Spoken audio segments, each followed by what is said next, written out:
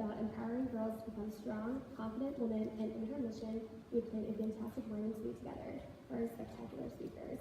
It is not always perfect hair, nor is it mascara color, the shirt tie in the back so perfectly that the hair tie doesn't show. The shortest shorts, the best nails. I wish every young girl, every girl could know the secret to happiness and self-confidence. I wish girls were raised to know it and believe it and live it every day. Happiness is the best kind of beautiful, a beauty that can last through middle school, last through high school, last your lifetime. Happiness is within our control and it is not dependent on how much money we have, how our bodies fit the current styles, which boys think we are cute, or what grade we get. Beauty is within us all. While it seems to be an uphill battle to be happy and confident every day, we must believe each of us are beautiful. It turns out that happiness is absolutely contagious. Right now, before I continue, I want to take 1 minute for each girl here to say hello to the neighbor on your left and your neighbor on your right. Share your name and make a new friend. If you already know your friends, say hello to the girl behind you or in front of you.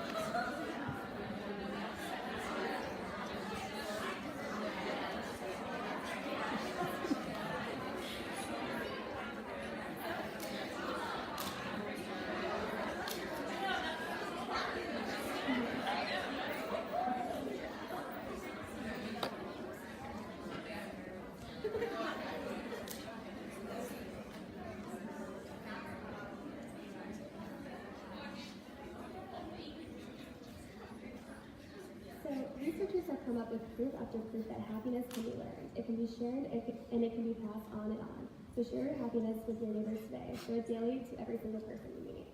Let yourself experience happiness this morning. Let yourself experience happiness. This morning may have been busy and chaotic and there are a million things to be done before the day ends, but have you smiled today? Building confidence starts with making it a habit. Walk with confidence, smile with confidence. Beauty is strength, beauty is humor, beauty is musical talent, beauty is passion, beauty is dreams, beauty is singing, beauty is kindness, beauty is attitude, beauty is wisdom, beauty is happiness. Find your happiness and share it with the world. Today, we are hosting 2 speakers who embody the very best of our mission with you today, and knowing the secret to happiness and self-confidence. Miss Cindy Battino and Miss Annette Harris. After hearing from each speaker, we will host a Q&A. Feel free to ask any questions, whether that be about their personal story, getting advice on living your best life, or even fun questions like, what's your favorite vacation spot? We are here today to learn from our speakers and learn from each other. No question is a dumb question. We hope you feel as inspired by our speakers as Congresswoman Comstock and her staff has been. Okay, now I am going to introduce our first speaker in Congresswoman Comstock's session on women in leadership. Miss Cindy Battino, founder of Transformational Healing, on Fate to Destiny. Life coach, energy worker, dancer, personal trainer, speaker, author, life changer, and happiness expert. These are just a few words to describe Cindy Battino. Cindy officially began her career over 30 years ago. Unofficially, she doesn't remember a time in her life when she did not consider the energy within and all that her mind and body could accomplish. Cindy has always wanted to help people find their happy place. Cindy has had 3 epiphanies in her early 30s that changed the trajectory of her life. This is when she began her personal quest for happiness. Cindy's epiphanies ultimately brought her to explore the energy world. This is where her life changed the most and where the physical, emotional, mental, and physical all came together. In 2003, Cindy began learning energy work. After 4 years of intensive study, she began She became a Brennan Healing Science practitioner, earning her Bachelor of Science degree. She previously graduated from George Mason University with a degree in economics in 1994. Please welcome our first speaker, Ms. Cindy Battino.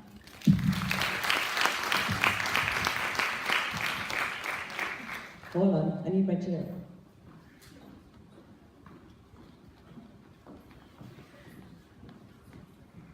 It's my happy chair. It says hers.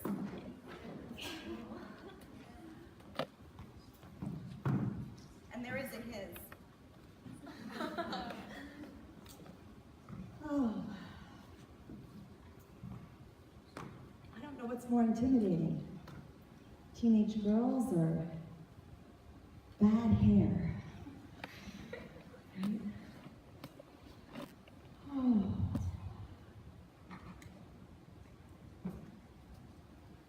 You're all so lovely.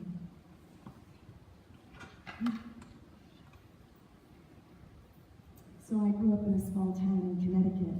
Can you hear me? Yes. Okay. And my parents were superheroes. And my family was very confusing.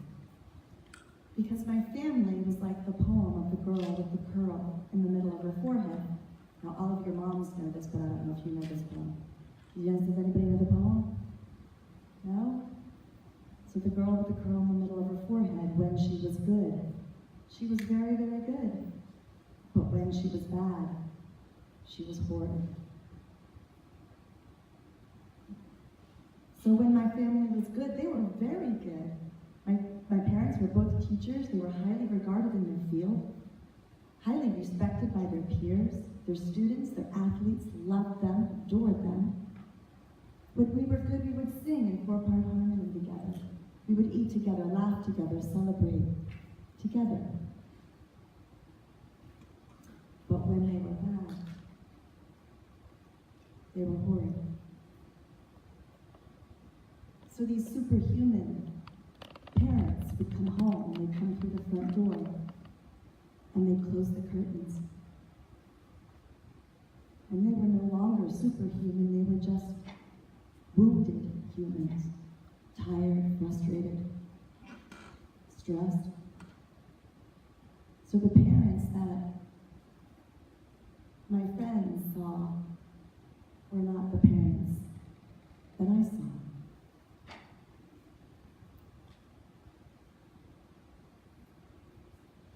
I had a closet in my room, and it had a hiding space that nobody knew about except me. So there was a row of clothes, right? A rod with clothes. And if you opened up that clothes and peeked through, the ceiling came down to meet the floor. So there was this little triangular space that only I knew about. So when the first crash came, when the first yell of anger or rage came, when the first cry of pain came,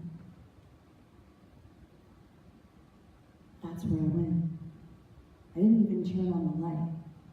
I would just go and I'd crawl into that back little corner, and I'd pull my knees up, and I'd wrap my hands around my knees, and I would rock. And then the screams would get louder, and the cries would get louder, and sometimes there was even begging. And I would take my hands and I would put them over my ears, and I would pray, please stop, please stop, please stop. And then it would. But I didn't leave. I wasn't leaving my article. And I would stay. For a 5-year-old, probably felt like hours. Might have only been like 20 minutes. But I knew if I left too soon, it could start all over again very quickly. So I would wait.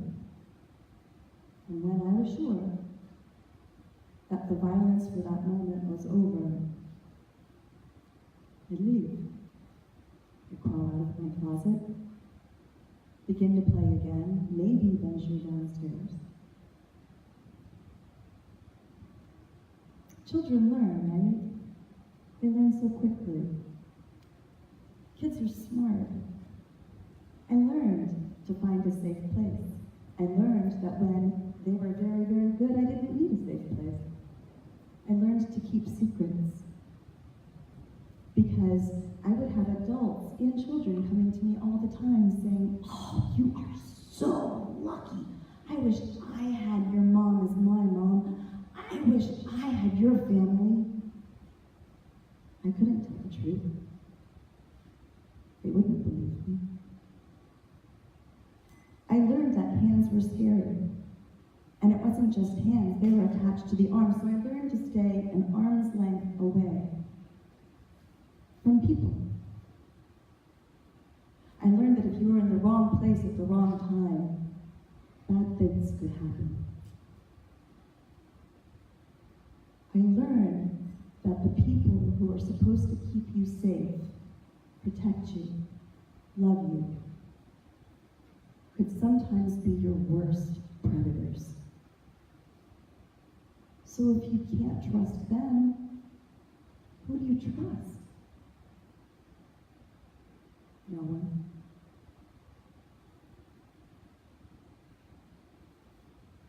I was in 4th grade. Sandy school, got on the school bus. How many of you have ever ridden on a school bus?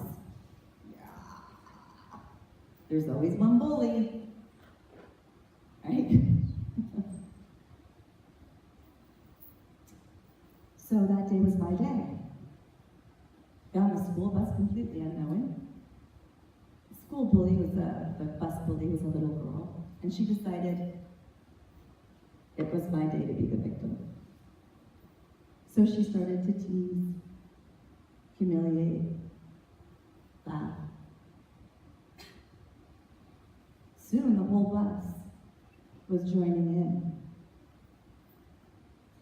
You know, one of the other things I learned as a little kid was what people can do with anger and rage. And I began to feel the anger and the rage fill my system, every cell, all the way up my body. When that little girl got off at her bus stop, which wasn't far from mine, I followed. I stood and I watched the bus go. And I started to walk after her. And then I started to run. You know when they talk about the red haze of anger and how anger can be blinding? They're not kidding. As I started running, I felt the rage and the anger and the blindness that came with it. Next thing I knew, when that haze lifted, I had not just run after that girl, I had not just knocked her down, I had thrown her on her back, I had straddled her. I had my hands fisted in her hair, and I was banging her head on the ground.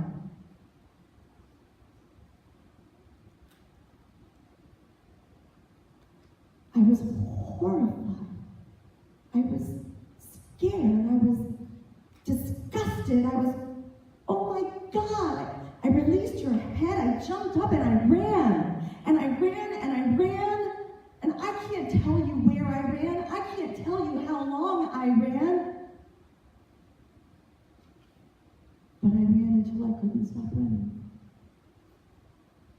And I got home much later. And by the time I got home, I had made myself a promise.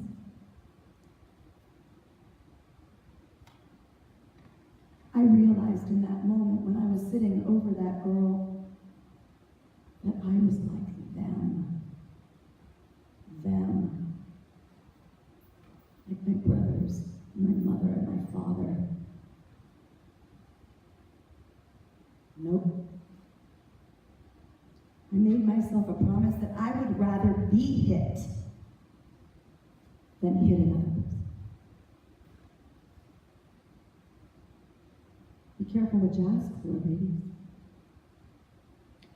Figured something else out that day.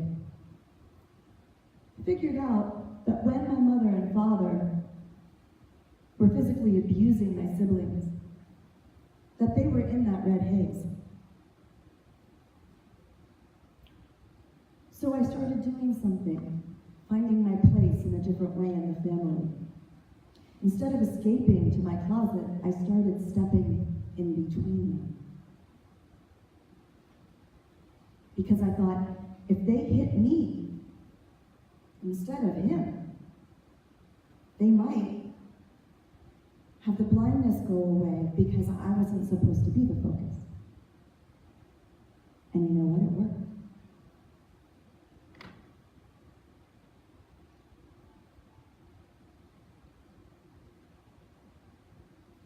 Didn't work with my brothers. So the closet was for my brothers when they would fight. But for my parents, it worked.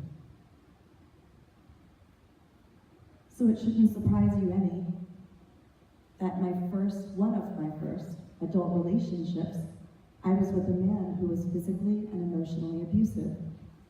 He was also an addict. The last time he assaulted me, we were arguing in a guest bedroom. I can't tell you why, I don't remember. But I remember, because he was very strong, I remember he picked me up off the ground and he threw me as hard as he could into the closet doors. And I remember just melting to the floor in a heap. And then he picked me up and he threw me on the bed. That didn't hurt. So he picked me up and he threw me as hard as he could on the wood floor. And then he came up and over me and he straddled me and he lifted his fist. And I just laid there, sobbing. I didn't try to stop him. I didn't try to protect myself. I just laid there crying, waiting for the fist to connect. I guess I was lucky that day because he decided I wasn't worth any additional energy. So he got up, screamed some obscenities at me, and went into the master bedroom and closed the door. And I laid there on the floor. And in that moment, something in me awakened. There was a small part of me that said, I can't do this anymore. But to be really honest, there was a much bigger part of me that waited. I waited in that guest bedroom, on the floor, all night, waiting for him to come in and say sorry, waiting for him to come in and tell me he loved me, waiting for him to come in and say, I will never hurt you again.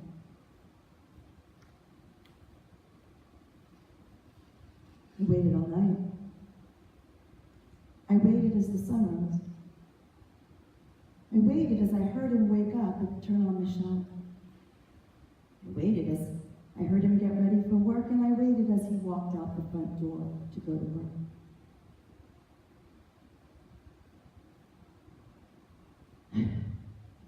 And I just laid there thinking, Cindy, this is bad.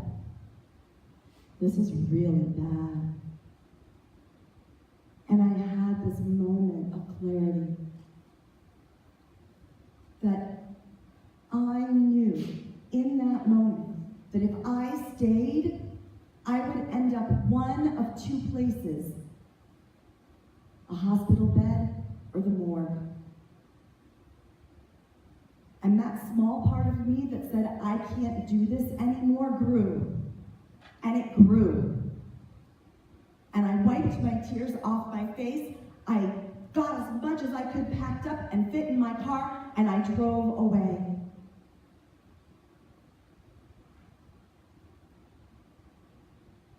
Years later, I thanked him.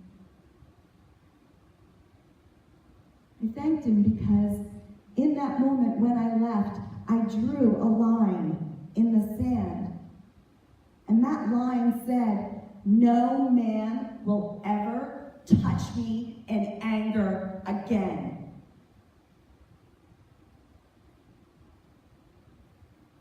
And what I know now is that once you draw that first line, when you're courageous and brave enough to say, "I deserve to be treated better than,"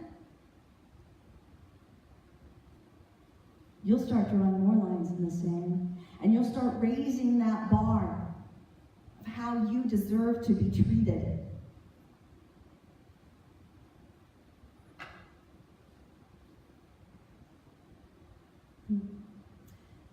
So I met a nice man, got married, had 2 beautiful babies, really easy kids, thank you God.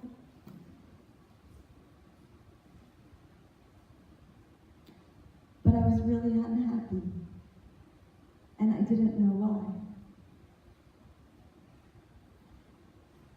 In my early 30s, I had 3 epiphanies.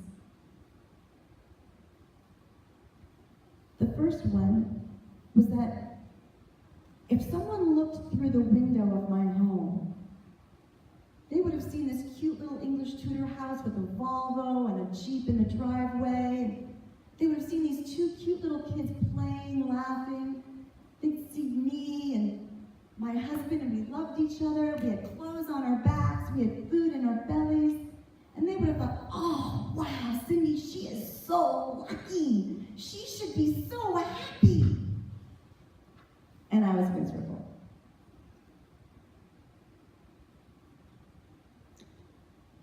I thought, the 2 pictures don't jive.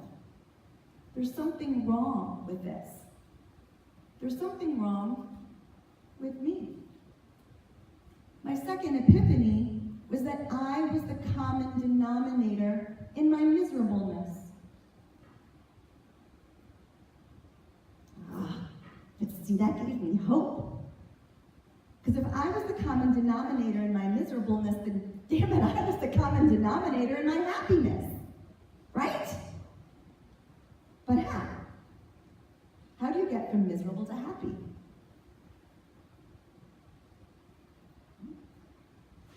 I thought I was pretty smart. Graduated from George Mason, honors, economics. I realized that I didn't have the family, the teachers, the mentors to teach me how to be happy, to have a happy, healthy marriage, and to be the parent that my children deserved and that I wanted to be. My parents were my marriage don't, my parenting don't. So it was up to me. It was up to me to start my quest for happiness, to find the teachers, the mentors, to find the classes, the skills. So I was on a mission, ladies. I read self-help books. I read parenting books. I signed myself into therapy. I went to workshops. I took classes. If there was anything out there that said, "You will be a better person, you will be a better parent, you will be a better spouse, come take this," I took it. And I tried everything. It didn't matter. I tried metaphysics. I tried energy work. I tried EMDR. I tried all kinds of different healing and psychological modalities. And then one day, one of my mentors and coaches said, "Cindy, you need to try this thing called personal process." Anybody ever heard of personal process? Yeah, I hadn't either. It couldn't be any scarier than anything else I've done so far on my journey. And he said, "Yeah, you need to go and take a workshop with this lady called Emily Conrad. Her work is called Continuum. She's out in California. Go sign up for a workshop. She's an ex-dancer like you. and she uses movement to help heal trauma. Okay, I can do that, right? So I go online, I find a workshop, I sign up, fly out to California, and I show up in Emily's studio. There are only 4 other people in the studio. Like, that could be good or that could be really bad. So I sit down and find out that the other 4 people were kind of Emily groupies. They knew her work, they knew what she does, they knew her, and I knew nothing. And Emily looked at me and she said, "So Cindy, like, why are you here?" And I said, "Well, because my coach said that I should come, and he said I should work with you, so I'm here." She said, "Do you know anything about my work?" And I said, "No, I don't think so." So she said, "Okay, so we're going to do the first exercise." So the first exercise, she said, you're going to find a pain point and go to a pain point in your life. Then you're going to use movement to move through the pain point.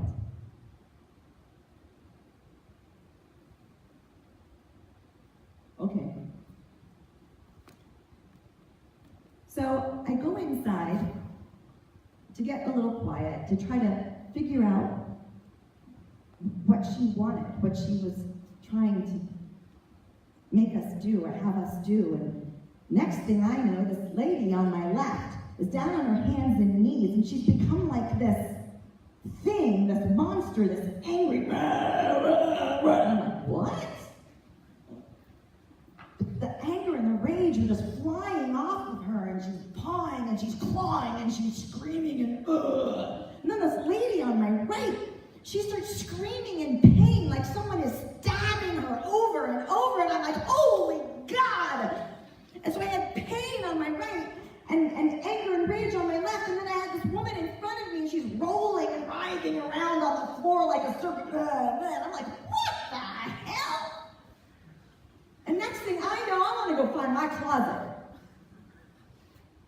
And I jump up and I pick up my stuff, and I'm like, I'm out of here, and I head for the door. And by the time I got to the door, Emily was there, and she said, "Stop." And I'm like, "Lady, this is cray-cray. I'm out." And she went, "Stop. If you leave now, I can't help you heal this part of yourself." And I went, "Listen, lady, she's screaming in pain. She's screaming in anger. I don't know what the hell she's doing. I need to get out. Let me leave."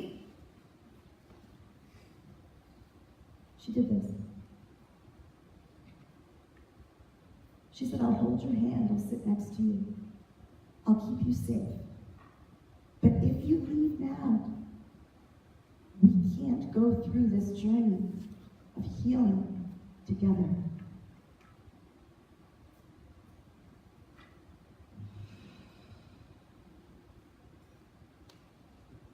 So I put down my stuff.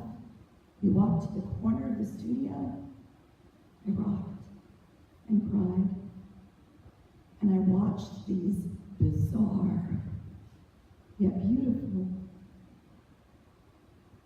scary, yet courageous women work through their pain and their trauma.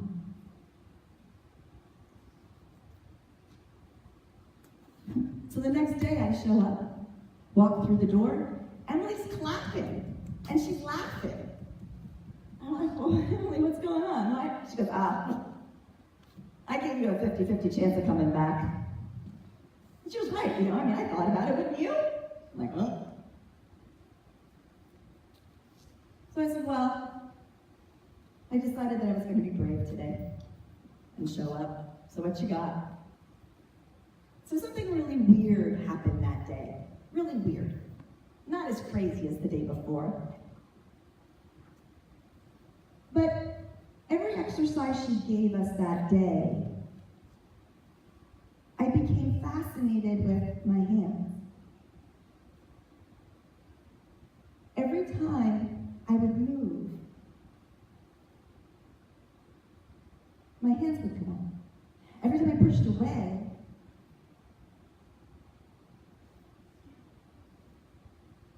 my hands would come up. And I started inspecting them, and studying them, and touching them, and didn't know why, but I was fascinated by my hands. Weird. Weird. So the next day I show up, and she said, Cindy and everybody, today we're going to do a monologue. And I know you haven't had any time to think about it or practice, but you're going to do a monologue based on the last 2 days. What you learned, how you processed. And Cindy, you're first.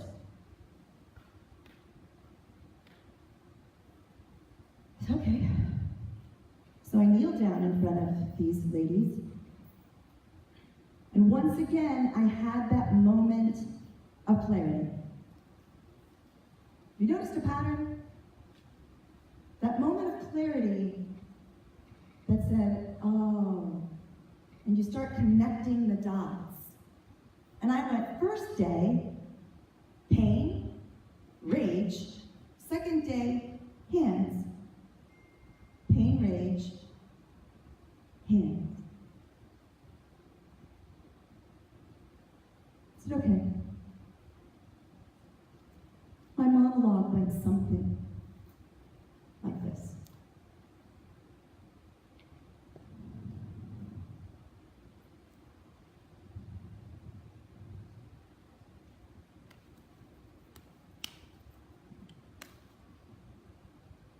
There's blood. There's blood. There's blood on my hands. Can you see it? Can you see the blood? Can you? It won't come off. It won't. Why? Why is there blood on my hands that it won't go away? Hands hit. Hands punch. Hands slap. Hands hurt. Hands cause pain. Hands make you cry. Hands are weapons of anger and rage. Hands make you bleed. Stay away from the hands.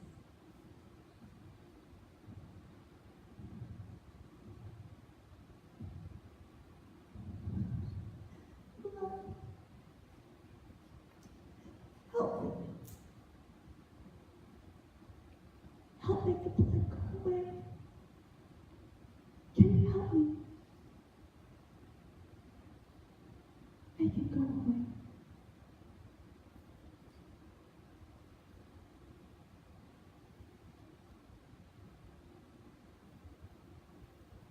Shortly after I got home in Virginia, I took a class from Fate to Destiny. Sounded cool. But I took it not because it was cool, but because I was still angry. I was angry at my parents. I was angry at my brothers. But most of all, I was angry at God.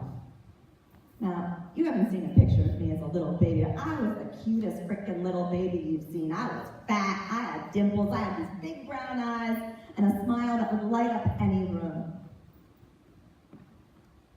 And he put me with this family that tried to snuff out my life. This family that was filled with depression and suicide and addiction and anger and rage and abuse. Why?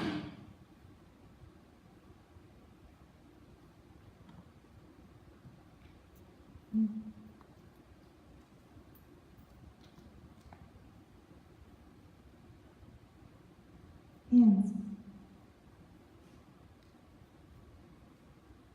In this class, I realized I was fated to have hands that were filled with blood, that were weapons of anger and rage, so that I could achieve my destiny, which was to use hands to heal, hands to give love, hands to caress, hands to show love in every way. I was fated to have the family that I had because my destiny was to be a healer.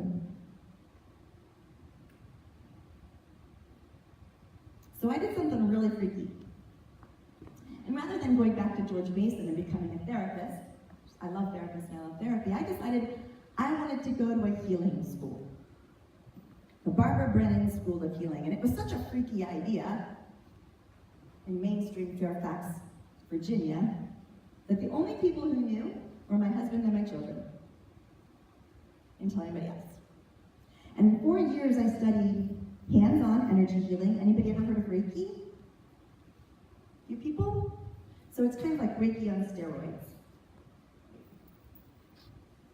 And I learned skills and techniques to help me heal more. We're never fully healed, right? Heal more emotionally, mentally, spiritually, and physically. And I use those skills to work with my clients now. But the best gift that Brennan ever gave me was that for the first time in my life, people saw me. They didn't see me and name me and my bad habits. Cindy, be quiet. Cindy, sit down. Cindy, shut up. Cindy, be a good girl. Cindy, you're too much. You're too dramatic. Could you just take it down, Cindy? Now, they didn't see me that way. They went, whoa, look at you. You're so big and passionate and joyful.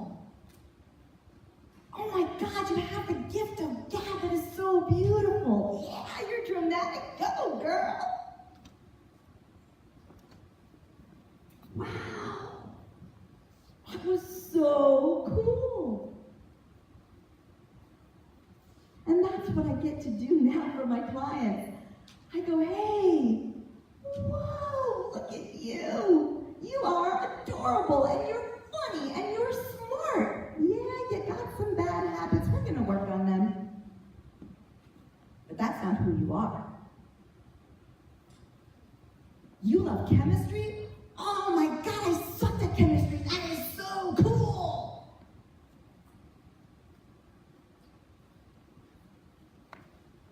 So I have an office in Middleburg, Virginia. And I work with people virtually all over the country. Teach them how to be happy. Teach them everything I learned on my quest for happiness. And trust me, I'm not over. I'm still going. It's a long journey. But it's a great journey. And I tell my story to you because you have choices in your life. Every single person in this room has an imperfect home. Might not be like the home I grew up in. But you have an imperfect home. You know why I know that? Not because I'm an intuitive, but because we are perfect. So you have imperfect parents, you have imperfect siblings. And I know that during your life, you will be challenged with obstacles, trauma, heartbreak. And you have choices. You can either let them define you, or you can use them, grow from them, thrive through them, come out the other side more whole than when you went in. You can use those challenges and obstacles to help you achieve your destiny. You can choose to live big, love big, laugh big. Because people are going to try to keep you small. People are going to tell you, you can't, you won't, don't even think about it. And they'll laugh.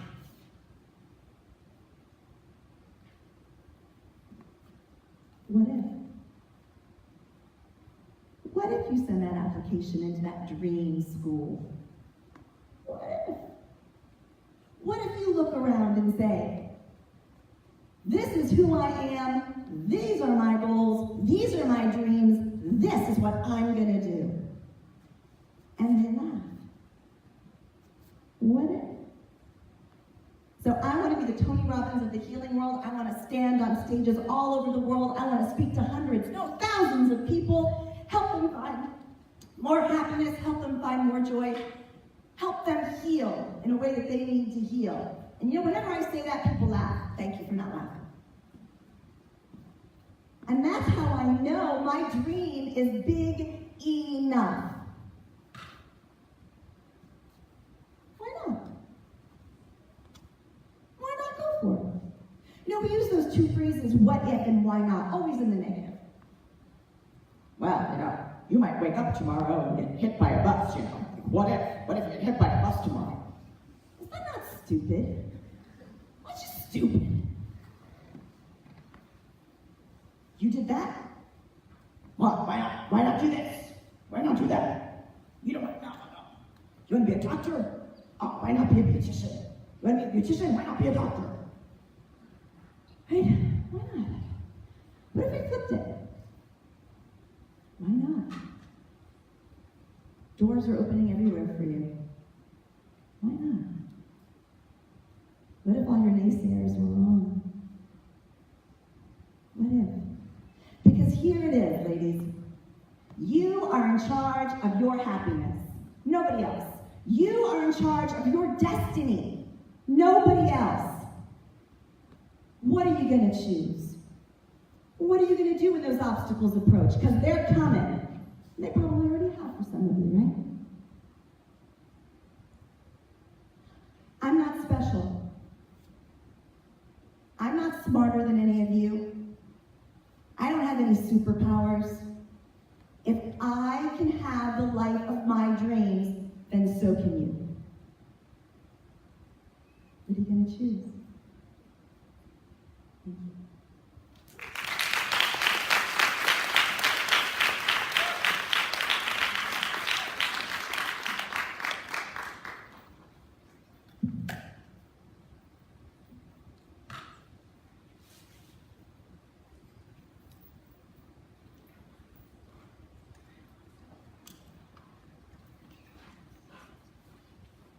Should we open it up to questions? We're going to do it Q&A later? Together.